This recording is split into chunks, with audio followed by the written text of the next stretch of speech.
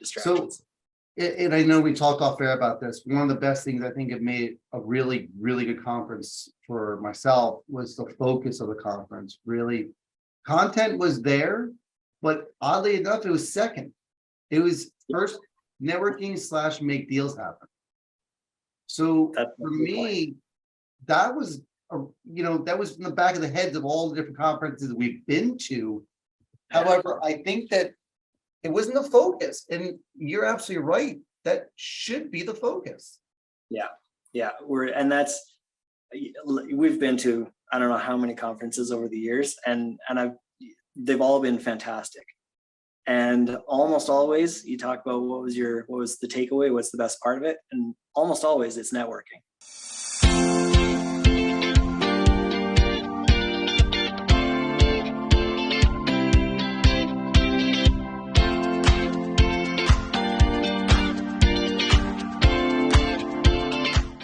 Hey everyone, Dave Putz here from JKP Holdings. Alongside me, as always, is Nathan Turner.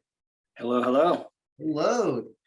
It's been a while since I see you. It's been about a week or so. We're going to get into that really closely in a few minutes, but I wanted to, before we dive into it, you kind of banter back and forth, and we would talk about the DME, but before we get there, guys, I know a lot of people are tuning in, want to hear about the feedback and what's going on, what we got out of it. We're going to shift a little bit and focus on what we've been doing on the side stuff and really kind of encourage those people who are just starting to listen to us, and those no buyers, as well as the originators.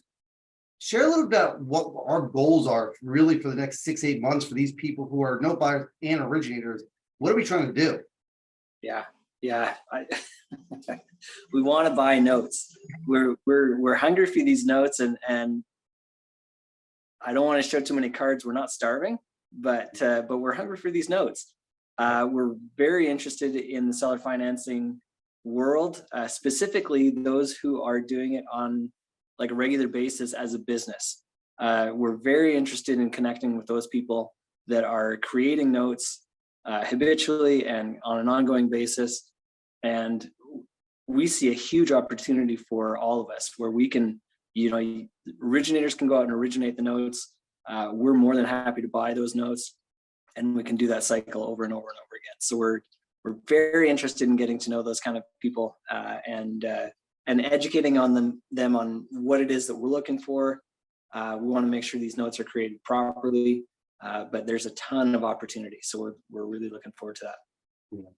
And side note, Nathan had a little computer problem, so he's on his phone right now. So just forgive him if you see an arm shaking and see how long his arm rolled out. So what that whole idea, what people don't understand is that note buyers are loving the idea of being able to buy notes at a better price, as well as note originators who had no clue you can recapitalize your asset, either the whole loan or partials. The origination part is great, wonderful. You do a good job of that, but the problem is your money's stuck, and we want to fix that problem. So we're really bridging that gap in the next 6-8 months. I think we're doing a lot more of that on the back end. We've been talking to a lot of originators who do large scale stuff, and we're just trying to buy from them and organizing how to make a better process for you guys. So forgive us while we make some money while we're testing it out, right? Yeah. So, but one of the things that people don't know about the origination world is that most of the origination borrowers have bad credit. Yeah. And luckily, I've never been through that, and I don't know much about it. And originators sometimes know a lot about it, but it's very confusing in that world. Would you agree? Yeah, totally. And there's so many different things that affect credit. And I think by and large, most of us don't understand how it works or why it works or what affects your credit score over time. So it's kind of an unknown, and we wanted to explore that a little bit more and talk about how credit works and why having good credit is important and why it might be for our borrowers. And you're right, Dave, most of the people that are getting seller financing, that's one of the major reasons they're doing seller finance is because they don't qualify to bank. Yeah. Sometimes in a large part, that's due to their credit score. So how can we help them raise that credit score? One of our best exits is to get cashed out. We love getting paid off. So it's to our benefit to help people repair their credit, go back to a bank at a lower rate most of the time, and then they can pay us off. So that's kind of what we wanted to talk about today and explore.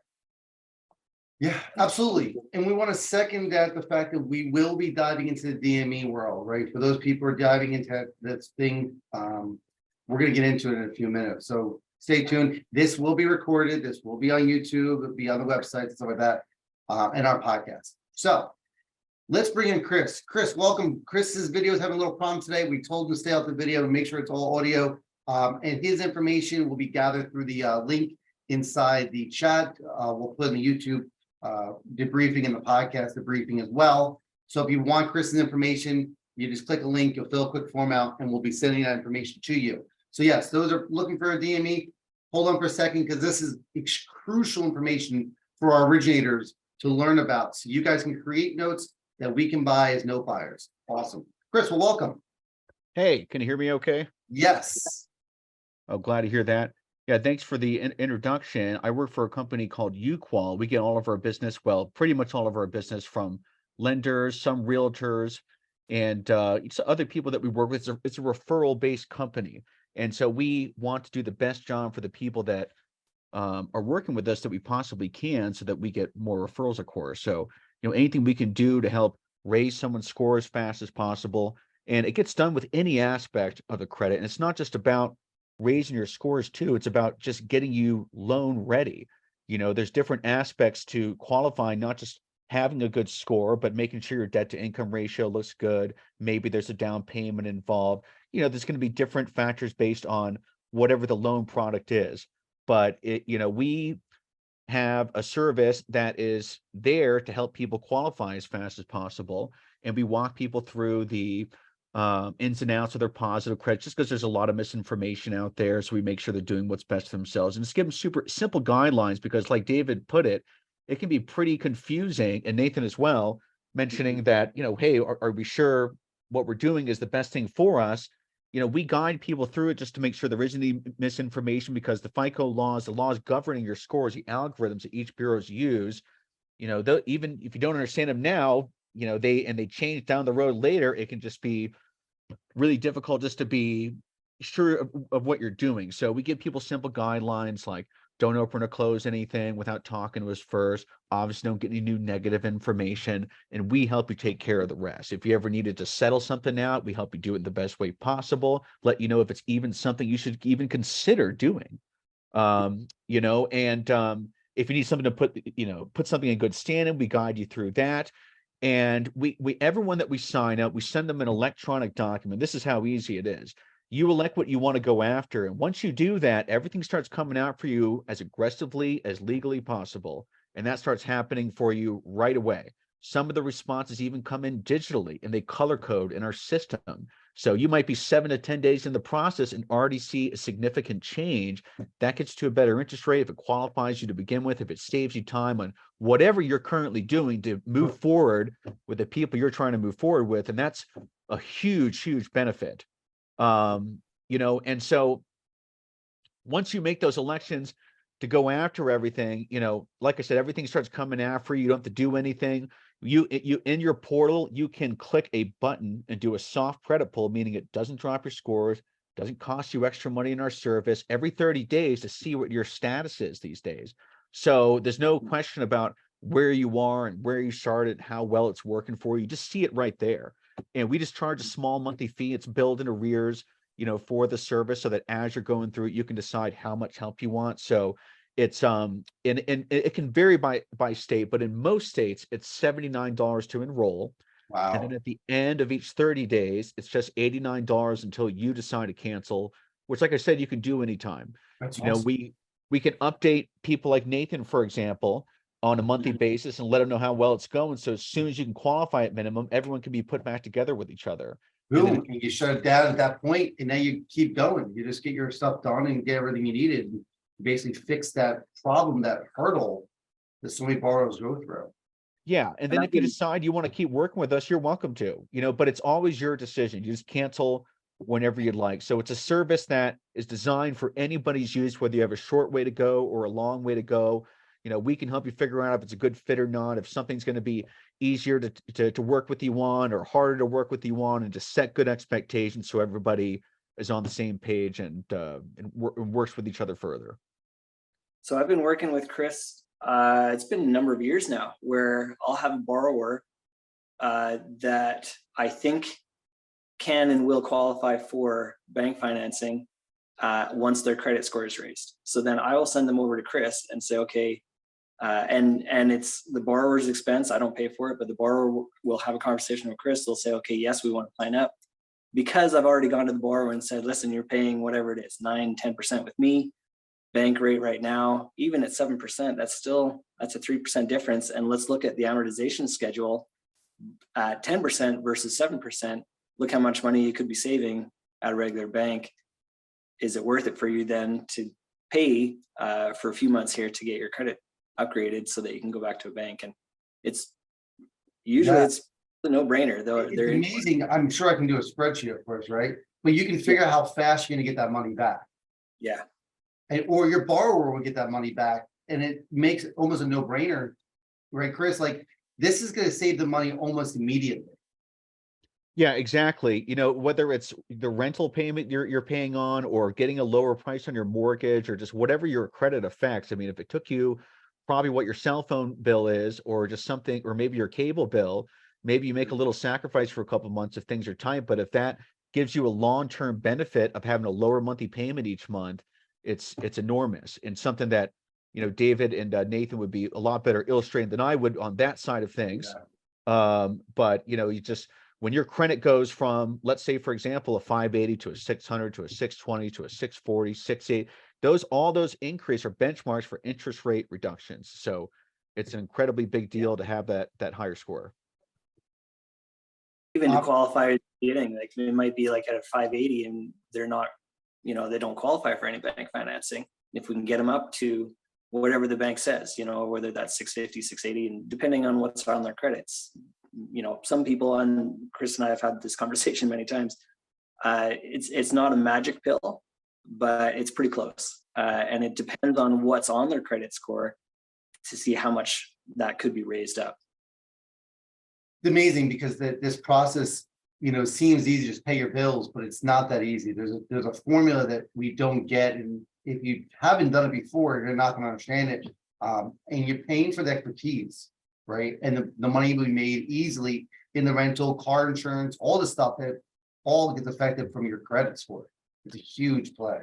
Yeah, and we give everyone a free analysis. Anyone that wants to speak with us, we give a soft credit pull, meaning, like I said, it doesn't drop your scores. We can take a look and see if it's a good fit or not, and we can help you decide, well, here's what you can do on your own and what that looks like. Here's what we can do to help you. And then if you want our help, we can take it from there. No harm, no foul. What are some of the easy things that we've had this conversation, Chris, but what are some of the easy things that you're able to help? Oftentimes it's like within the first couple of weeks, 30 days kind of thing, where you're able to get some things off of that report and help boost up that credit score. Well, it's all circumstantial, but generally speaking, if a late payment is over a year old, it might be worth going after. If you've got medical collections on there, it might be worth going after. I mean, there's so many reasons why something could be not reporting correctly on your credit. There's so many reasons why they might not be able to respond fast enough when we verify, hey, is this something that belongs on here? Is this reporting correctly? Is this something that belongs on my credit? I don't recognize this for various reasons. There's so many things out there the consumer would never even think about, and getting these things off your credit, if it's something that is keeping you from moving forward with something in your life, or just getting a better interest rate on it, you can be really victimized by things that are on there. And talking to someone that's a professional that can walk you through, what your options are, could really have a good lifelong benefit. And it's easy to maintain, if you just use some of the guidelines like we talked about earlier in this podcast. You're on mute, Dave. So for those people who are curious about what this is all about, we encourage you to fill the form out, get Brian's information, or go right to the website, whichever you prefer. but it's amazing the fact that people, there's a lot of scammers out there. And I think that's what people get worried about this field, is that there's so many people say that I can fix credit and it's a fee. It's a science that most people don't understand. And there's so many brokers probably like our space where it just doesn't make sense, right? Chris is the real deal, guys. So I encourage you to go out there and meet with them and talk to them for a few minutes and just check out, see what he has to offer. See for yourself how real he is. You know, Nathan's used him before. Nathan brought him on, and Nathan wouldn't have brought him on if he wasn't legit. Yeah. Been awesome. Yeah, it's the real deal, and it totally works. I've seen credit scores go up by, a lot, by like 100 points. And now they qualify for a bank and they can pay me off. And that's great news for me. And it's great news for the borrower. They can save some money, and it's a win-win-win all the way around. So just to recap, the first month is $79, and then it's monthly of $89. You said correct, Chris? It's $79 to enroll, then it's $89 at the end of each 30 days, which is actually billed in arrears. So it's $79 just to kind of get it going, and then $89 at the end of each 30 days billed in arrears. So basically, you see the work done. If you want to continue working with us, once you know where you're at, then we would love to continue to do so. But this way you see your progress each month, but it's billed in arrears. So, whenever you cancel, you'd have like a final $89 payment, and that's it. Yeah. Well, And Chris, like I use it for people to get qualified for bank financing. You could also use this as an originator to get people up before you even consider giving them a loan. There's all kinds of applications. and renting too. Same idea. Yeah. Awesome. Well, Chris, we will let you go on that note. If anyone has any questions, feel free to let them know. I don't see anything in the chat, but we will, I'm sure we'll hear something later, and your information is shared with everyone. So if they want to reach out, they will. Chris, it was a pleasure having you on for a few minutes, just sharing this lost field of this FICA score that no one understands, I think. Well, thank you both for having me. I sure appreciate it. And have an excellent weekend. Yeah, you as well. Thanks a lot. So guys, we're gonna dial back into our fun weekend last weekend that Nathan and his wife proudly presented. Nervously but proudly presented, and we're gonna dive into the fun stuff of what our takeaways of the DME was, how it helped us, seeing you guys well, what it meant. Me, Nathan, and Rebecca talked a little bit after the conference of how much work went into this. He's still trying to be woken up. Yeah. I went to bed last night at like 9:30. I was just completely wiped out. But it was a ton of work. But you know what? It all paid off. I think that was really good. We heard lots of really positive comments and things, and it was a lot of fun. It was a lot of fun, and hopefully that means next year will be easier. We figured some things out. Well, we heard a lot of people ask about next year. Some people wanted to have it downtown. That's not going to be happening. I don't think so. No. Part of the reason, besides it being a massive distraction, and downtown is a lot of fun, don't get me wrong. Part of the reason though is the things you learn. So we have a hotel broker, and you send out, she goes out and says, this is what the conference is, this is how many people, this is the dates and all that kind of thing. And then we get hotels will send back to us what their offers are, what they have. It just so happens that next year, the same weekend, which we're planning on doing the same weekend, so we don't get into summer and we're after Memorial Day. But anyway, we'll keep it the same weekend. So it's May 31st and June 1st next year. That happens to be the same weekend as the CMA Festival, the Country Music Award Festival. Oh, yeah. So the hotels downtown are not even responding because they're already, planning on CMA. So just for that, we're out. But even besides that, honestly, we probably wouldn't do that because, we're there to have fun, but we're primarily there to learn things. So we don't want there any distractions. So, and I know we talked off air about this. One of the best things I think it made a really, really good conference for myself was the focus of the conference. Really, content was there, but oddly enough, it was second. It was first networking / make deals happen. So for me, that was, that was in the back of the heads of all the different conferences we've been to. However, I think that it wasn't the focus, and you're absolutely right. That should be the focus. Yeah, we've been to, I don't know how many conferences over the years, and they've all been fantastic. And almost always you talk about what was the takeaway, what's the best part of it, and almost always it's networking. So that's been a huge focus for DME. We want people to talk, we want them to get together, and ideally we want deals to happen. Like, just talking to people, that's fine and that's good, but I want actual business to come out of this for people. So again, that was a huge focus. So as much as we want, again, to have fun and everything else, we want to make sure that we have enough time focused where people can talk about actual deals and get some things done. So as I shared at the conference, and for those who may not have been there deals actually being inked on that day. I know one particular that was closed from someone we're associated with. Actually, two people associated, a buyer and a seller, that put together, and we're able to close over the weekend, which is astonishing. The fact that who knew that it could happen, right? This misbelief. We got Aaron saying that he had a great time. Aaron, it was fabulous. I think the networking was top notch. The panelists were out of this world. The conversation, the questions, the layout, and just the way people interacted and respected each other, which was a lot. Yeah, and I just put out a survey yesterday, so I'm totally open to feedback. Anybody who is there, please go ahead and fill out that survey. It's on the Whova app again. If you just on that front page, there's a button that says surveys. That's it, and it's 8 questions. It'll take you 3 minutes. Yeah. But if we can get that feedback, that would be very valuable to me and to Rebecca, so we know what went well, what we can do to improve, because we're always looking to do better.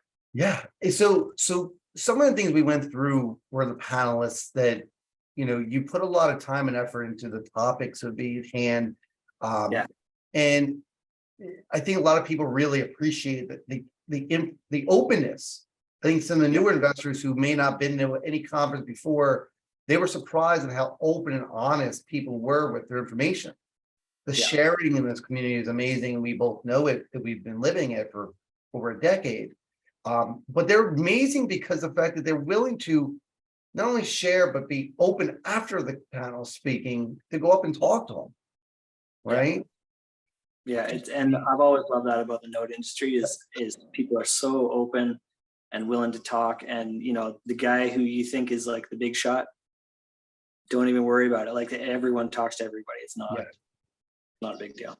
So, one of the things that came out of DME too was the fact that people started learning about this other field, the seller finance world. And we had some really high level originators in the room, RMLOs people, which I don't remember ever seeing an RMLO at no conference before.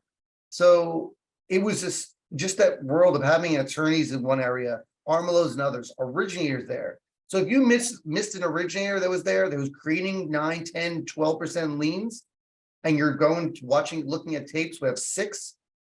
You missed out on some really good networking there. And I really encourage you to be more present with getting back on the app and find those people and connect with them.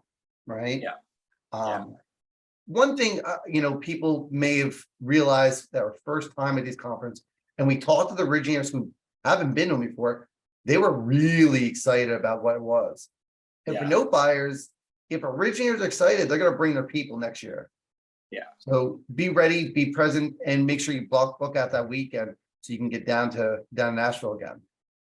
Yeah, we're already looking ahead. We're always planning and looking to make it better. And so that's it. May 31st and June 1st next year in Nashville. It's actually going to be at the same hotel because they're one of the only ones who responded to us and said, yeah, we can do this.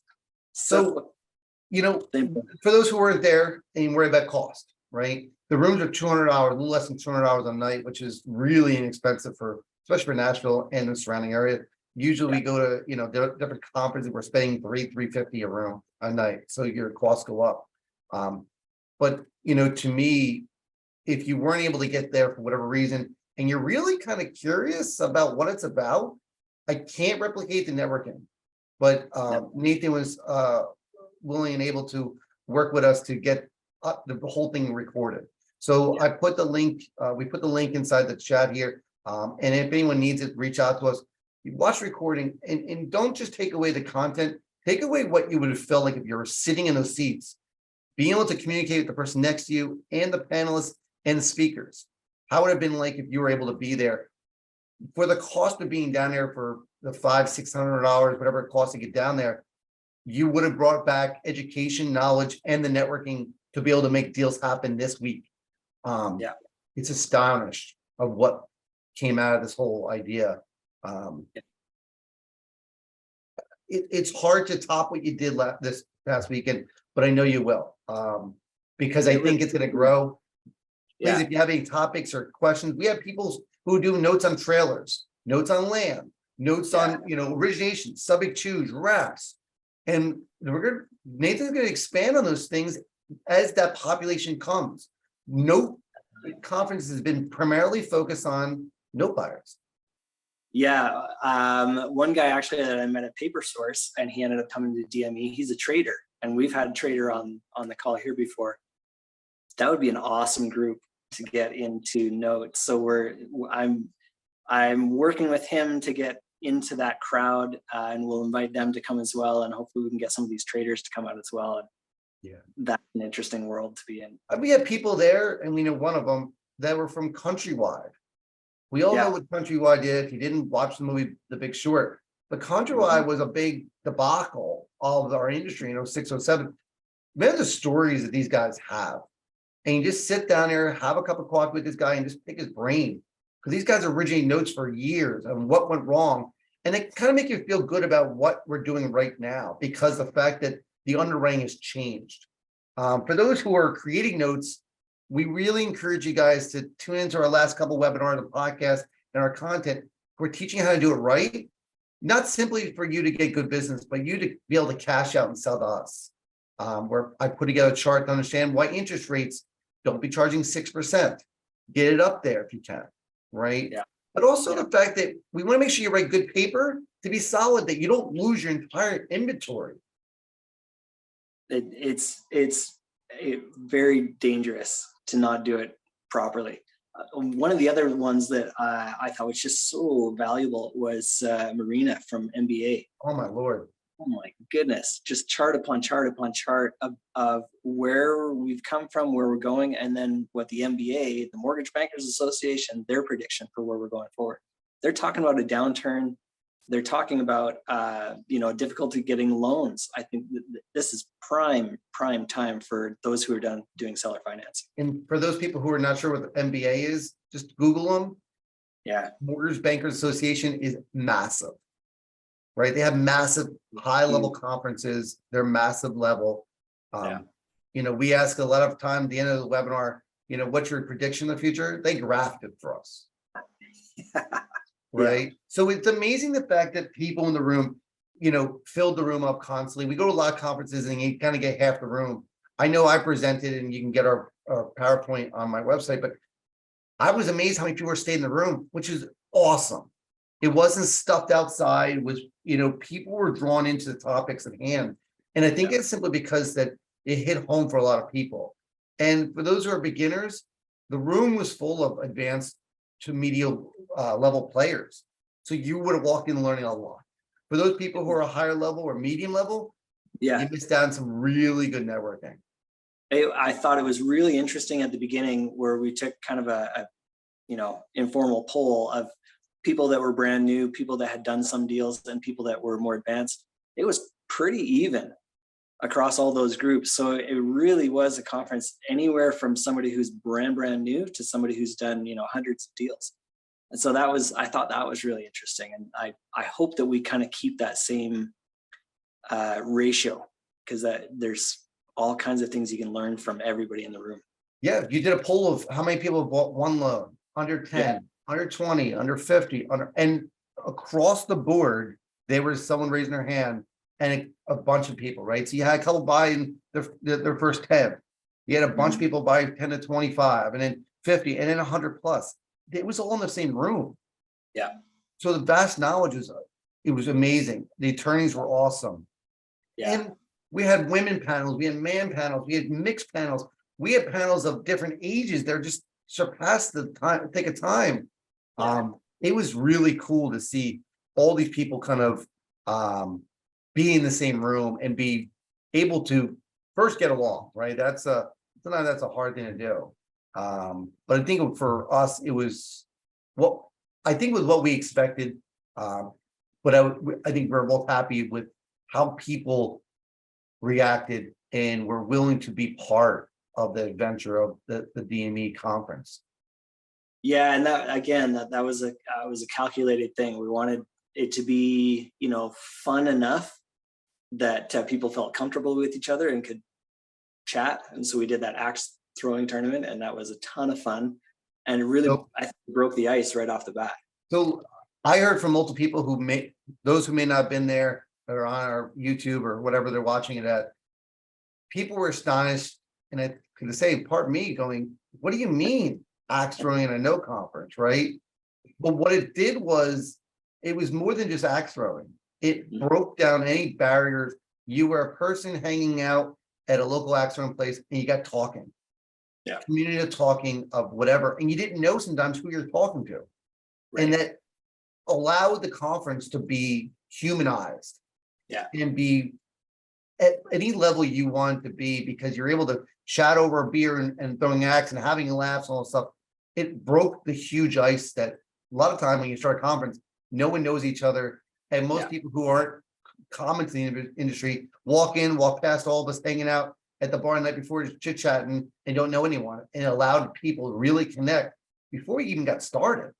Yeah, which was perfect. That's exactly what I was hoping would happen. It happened, so Lord. That worked. We do have a winner. Unfortunately, like you said, the conference second place went to your wife, who will be back for vengeance, I'm sure. But just the whole adventure was good. I think a lot of people also were taken back by the fact that the different pockets of people, it wasn't a tight circle around places. You're able to walk around and sit at different tables, which for the first time in a while, I've seen people actually sit at places they didn't know anyone, which is tough to do for some people. Yeah, and again, that's the whole point. We're there to network. We're there to talk to people and figure out how to do deals. So meet someone new, and and a lot of people took that and did it. So I was glad about that as well. Of course, Cindy is complimenting you too for a great job. Well done. It was a fun time for me, a fun time for everyone. It made the weekend worth going down to in a second. I would do in a heartbeat anytime it happens. Can you give some ideas of what going through your head as we have some people tuning in now, of what you expect next year to maybe bring, what other different topics or people you're hoping to kind of bring together, whether sections that they can look forward to next year? Yeah, so I don't want it to be the same thing. We'll do the same kind of format, but I don't want the topics to be the exact same thing, because it gets boring really fast. And not to say that there are not topics that won't be repeated, because some of them need to be repeated. So we're lining up the schedule. I've read through some of the surveys that came back yesterday, and there were some really good ideas in there of different topics and things that we can cover next year. So we'll sort through that over the summer, and then we'll start planning again, like come September, October, and we'll start putting the schedule together and things like that. Yeah, we're hoping to see more of the originators and more of the people coming out. I would say the top originators all said, "Holy God, people of our industry's got to get here." So that marriage is going to happen. So you're going to miss out on deals. If you're looking at tapes, they don't really compare to these assets we're looking at from our finance world. The one request I'm going to have and make this live recorded is that Repass brings back the ice cream next year. That ice cream, so it was great. If Repass is watching, thank you very much for that. It really kind of relaxed things, and it makes it fun. And it's good ice cream, Ben and Jerry's, man. Like that was good great stuff. So for those people, I'm sure the website is not up yet. Tickets aren't available. So those who may be asking, please give Nathan some time to breathe before you do all that. But we're going to be working alongside of them and encouraging what we can hopefully have for next year to make the conference just as good as it was this year. I'm sure it will be even better. how did you and your wife handle it after it was done? Did you guys just sit back in the bed and take a nap? We did actually. Sunday morning, we stayed a few extra days, but Sunday morning came, we slept in a bit, went to church, and then came back and had a nap. Oh my Lord. Slept for about 2 hours and then went out to Centennial Park and walked around the park area, beautiful area. And it was just, yeah, just nice. Monday, kind of got back to work. We started debriefing right away and just kind of going through, well, we like this, we didn't like this, and, you know, tweaks and things immediately, and things that we're looking to improve while it was still fresh. So that was good. It was awesome. So guys, if you have any comments or questions, Cindy says she's already had on our calendar for next year. I ditto that. Cindy, I appreciate you chiming in here. We'd love to hear more comments about it, some more feedback. Posting the app's available for the next 3 months. So just jump on there, connect with people, send messages, make posts. Again, if you want to get the videos, reach out to us. The PowerPoints will probably be kind of, I know you posted Dan's Dosky's PowerPoint in the app. You can get mine through our website. If you need a link, send it, message to us. And we'll post all this stuff on the YouTube and all that stuff. But big props. Thank you so much, Nathan, for hosting an awesome conference.